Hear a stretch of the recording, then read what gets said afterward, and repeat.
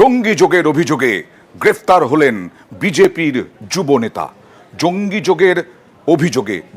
যোগে গ্রেফতার হলেন বাগদার যুব নেতা, বিজেপির যুব নেতা বিক্রম রায় এবং লখনৌ অ্যান্টি টেরোরিস্ট স্কোয়াড তাকে গ্রেফতার করলো। আর এই গ্রেফতারিতেই রাজনৈতিক তরজাও তুঙ্গে। বাগদায় বাড়ি থেকে গ্রেফতার এই যুব নেতা। हम लोग यूपी से आए हैं, लेकिन अभी हम इस पे कुछ बोल नहीं सकते, अभी प्रोसेस में है सारी चीजें। कितना सारे आदमी यहाँ से लेके वन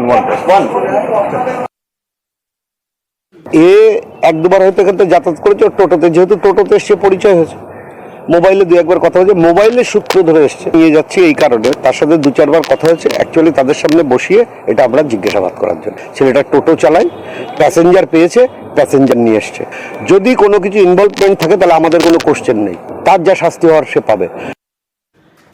যুব মোর্চার সাধারণ সম্পাদক গ্রেপ্তার হচ্ছে, উত্তরপ্রদেশের পুলিশ গ্রেপ্তার করেছে।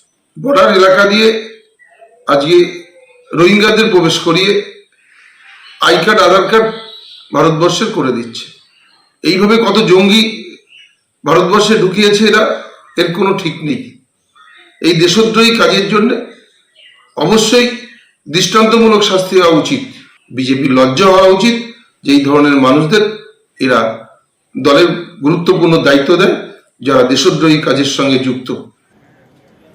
সরকারি জমি বেদখল নিয়ে যখন মমতা বন্দ্যোপাধ্যায় রুদ্রমূর্তি বারবার, সেই সময় কামারহাটি পুরসভায় 28 নম্বর ওয়ার্ডের কাউন্সিলর, তৃণমূল কাউন্সিলর, সরকারি জমি বেদখল নিয়ে হেনস্থার অভিযোগ তুললেন তৃণমূলেরই একাংশের বিরুদ্ধে।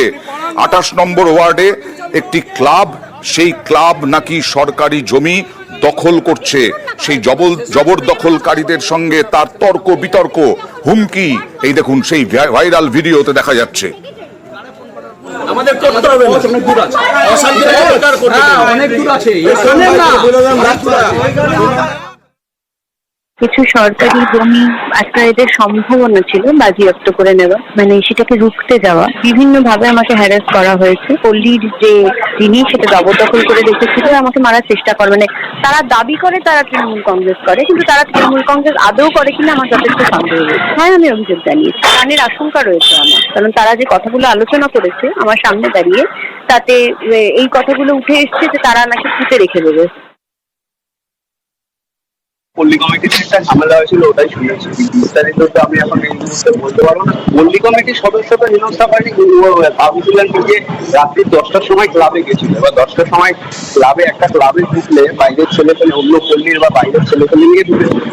এবার সেই সময় যেটা হয়, এবারে চলে যাবো দুর্গাপুরে দুটো ওয়ার্ড দেখাবো। সেই দুটো ওয়ার্ডে প্রমোটারদের দৌরাত্ম্য, বেআইনি নির্মাণের ছড়াছড়ি, এমনকি সরকারি জমি দখল করে কোথাও হয়েছে রেস্তোরাঁ, কোথাও বাড়ি।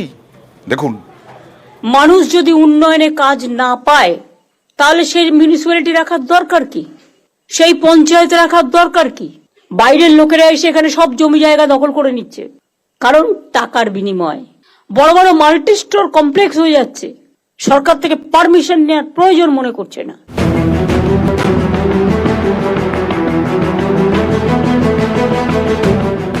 বেআইনি নির্মাণের ভুরি ভুরি অভিযোগ পশ্চিম বর্ধমানের দুর্গাপুরে। দুর্গাপুর পুরসভার 19 নম্বর ওয়ার্ড, পশুপতি মার্কেট, আমবাগান রোড, পাশেই 21 নম্বর ওয়ার্ড, 54 ফুট এলাকা। এই দুই ওয়ার্ডের বড় রাস্তার পাশে অলিতে গলিতে ফাঁকা জায়গা পেলেই গজিয়ে উঠছে ফ্ল্যাট। অভিযোগ বেশিরভাগ সময় পুরসভার নিয়ম মানা হচ্ছে না। রয়েছে G+4 এর অনুমতি, কিন্তু সেখানে তৈরি হচ্ছে 6 তলা বাড়ি। সম্প্রতি এ নিয়ে দুর্গাপুর পুরসভায় অভিযোগ জমা পড়ে, তারপর একটি ফ্ল্যাটের কাজ বন্ধ করে দেওয়া হয়।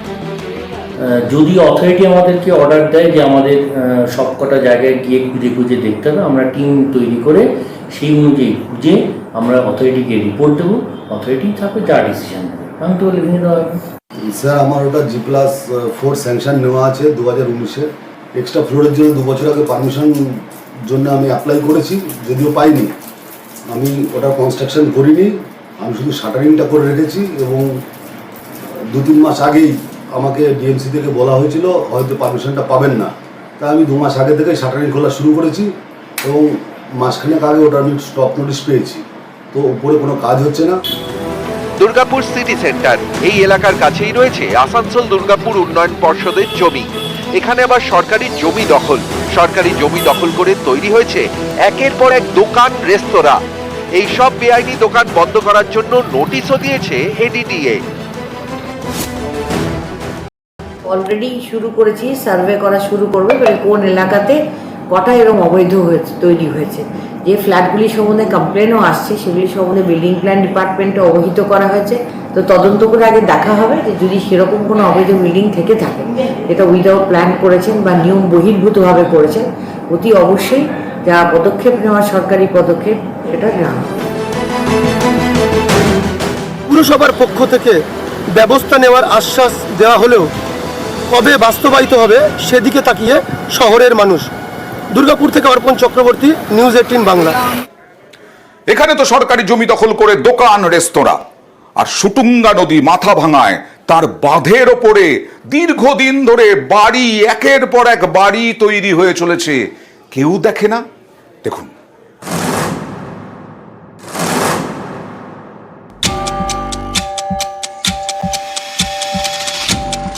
কোচবিহারের মাথা ভাঙা এই শহরের মাঝখান দিয়ে বয়ে গিয়েছে সুটুঙ্গা নদী। এই নদীর উপর রয়েছে মাটির বাঁধ, সেই বাঁধও দখল। বাঁধের উপর তৈরি হয়ে গিয়েছে একের পর এক বেআইনি নির্মাণ, কোনোটা টিনের, কোনোটা কংক্রিটের। বাঁধের উপর কোথাও দোকান, কোথাও বাড়ি। বাঁধ ছাড়িয়ে বেআইনি নির্মাণ রাস্তাতেও। এর জেরে রাস্তা ছোট হয়ে গিয়েছে, ফলে মাথাভাঙা মহকুমা হাসপাতালে ঢুকতে দুর্ভোগে পড়তে হচ্ছে। এই এলাকা থেকে 400 মিটারের মধ্যে মাথাভাঙা থানা, তার পাশেই পুরসভার অফিস। অভিযোগ, তাদের নাকের ডগাতেই রমরমিয়ে চলছে এই বেআইনি কারবার। পুরসভায় নালিশ করেও নাকি কাজ হয়নি। আমি তো একাই নির্মাণ করিনি। শনি মন্দির ব্রিজ থেকে শুরু করে কান্দুরার মোড় হসপিটাল চৌপতি পর্যন্ত রাস্তার দুই সাইডে বিল্ডিং উঠে আসছে। ওখানে যদি ওরা সবাই ভাঙে তাহলে আমার দোকান ভাঙতে কোনো আপত্তি নেই। বাঁধ জুড়ে যে অবৈধ নির্মাণের কথা বলা হচ্ছে সেটা বেশিরভাগটাই বামফ্রন্টের আমলে। পরবর্তীকালে কিছু অবৈধ নির্মাণ তৈরি হয়েছে। এখন আমরা বোর্ড সিদ্ধান্ত নিয়েছি যে মাথাভাঙা জুড়ে নদী, বিশেষ করে নদী বক্ষে যে সমস্ত অবৈধ নির্মাণ তৈরি হচ্ছে সেগুলির বিরুদ্ধে মাথাভাঙা পৌরসভা কঠোরতম ব্যবস্থা গ্রহণ করবে। যেখানে অবৈধ নির্মাণ হচ্ছে আপনারা জানবেন যে সেখানে দেখবেন যে সেখানে তৃণমূলের নেতারাই ওখানে জড়িত আছে। আর তৃণমূল মানে কাটমানি। আর অবৈধ নির্মাণ নিয়ে আমরা ভারতীয় জনতা পার্টির পক্ষ থেকে অনেকবার আন্দোলন করেছি এবং মহকুমা শাসকের কাছে ডেপুটেশন দিয়েছি। যতক্ষণ পর্যন্ত তৃণমূলের নেতাদের এই দুর্নীতি বন্ধ না হবে, কাটমানি খাওয়ানো বন্ধ হবে, ততক্ষণ পর্যন্ত এই ধরনের অবৈধ নির্মাণ চলবে। তৃণমূল কংগ্রেসের পক্ষ থেকে আমরা বলতে পারি যে আমরা অবৈধ যে সমস্ত নির্মাণ আছে আমরা দলীয়গতভাবে এবং প্রশাসনিকভাবে যে পৌরসভায় আমরা আমাদের কাউন্সিলররা যারা রয়েছেন, চেয়ারম্যান রয়েছেন, তারা মিটিং করেছে অলরেডি। মিটিং করার পরে আমরা এই অবৈধ নির্মাণের বিরুদ্ধে আমরা অভিযান চালাবো। মাথাভাঙা থেকে রাজেশ দাস, নিউজ 18 বাংলা। আর সুন্দরবনকে আরো যোগাযোগে সহজ করার জন্য মুড়িগঙ্গা নদীর ওপরে ব্রিজ তৈরি শুরু করছে রাজ্য। আপাতত প্রাথমিক কাজ শুরু হলো। দেখুন,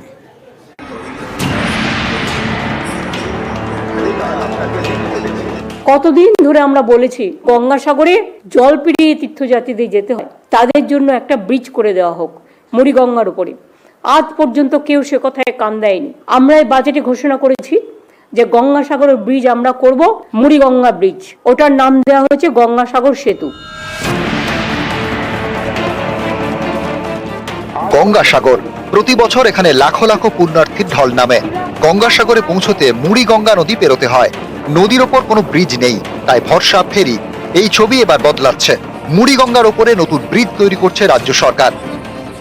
ব্রিজের নাম গঙ্গাসাগর সেতু। রেলের সংস্থা রাইটসকে এই ব্রিজ তৈরির দায়িত্ব দিয়েছে পূর্ত দপ্তর, যা লম্বায় হবে প্রায় 5 কিলোমিটার। খরচ ধরা হয়েছে প্রায় 1,500 কোটি টাকা। 2024-25 বাজেটে এই ব্রিজের জন্য 200 কোটি টাকা বরাদ্দ করেছে রাজ্য সরকার। ব্রিজের একদিকে কাকদ্বীপ, অন্যদিকে সাগরের কচুবেড়িয়া। ব্রিজের দুপাশে থাকবে প্রায় 1.5 কিলোমিটার অ্যাপ্রোচ রোড। কাকদ্বীপের দিকে 932 মিটার এবং কচুবেড়িয়ার দিকে 660 মিটার। এই অ্যাপ্রোচ রোড তৈরির জন্য মুড়িগঙ্গা নদীর দুপাশে প্রায় 12 একর জমির প্রয়োজন। ইতিমধ্যে সেই জমি চিহ্নিত করার কাজ শুরু করেছে রাজ্য প্রশাসন। ইতিমধ্যে বিভাগীয় দপ্তর থেকে এসে কোন অ্যালাইনমেন্টে গঙ্গাসাগর সেতু হবে, অর্থাৎ আমাদের কাকদ্বীপ লট নম্বর 8 থেকে সাগরে কচুবেড়িয়া পর্যন্ত সেই জায়গা তারা নির্ধারণ করে দিয়ে গেছেন।